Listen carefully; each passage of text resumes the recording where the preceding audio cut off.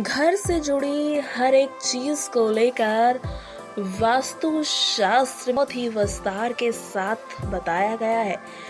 घर बनवाते समय आपको किन बातों का ध्यान रखना चाहिए, घर के समय किन बातों का ध्यान रखना चाहिए, घर की किचन में बर्तन कहाँ रखने चाहिए, खाना कहाँ बनाना चाहिए, साथ ही खाना कहाँ खाना चाहिए, ये सभी बातें वास्तुशास्त्र में बताई गई।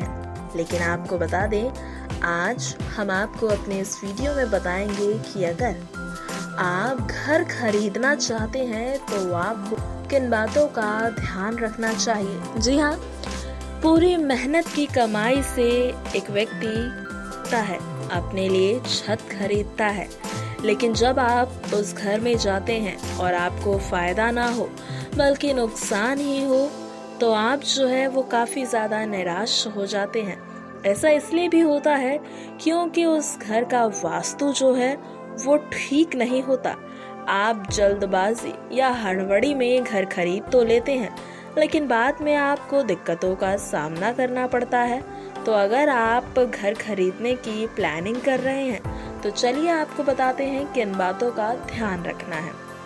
घर खरीदते समय आप ध्यान रखें कि सूरज की रोशनी प्रवेश घर में बना हो।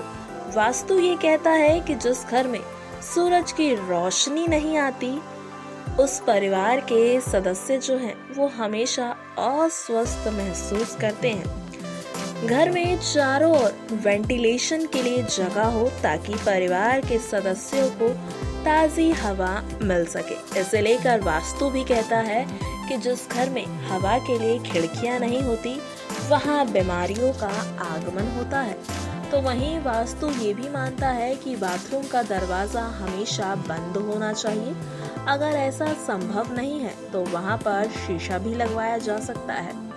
वास्तु के अनुसार घर का बाथरूम बीचों बीच नहीं होना चाहिए, वरना घर परिवार में कलह कलेश बना रहता है। घर के मेन गेट पर सीढ़ियां होना अशुभ माना गया है।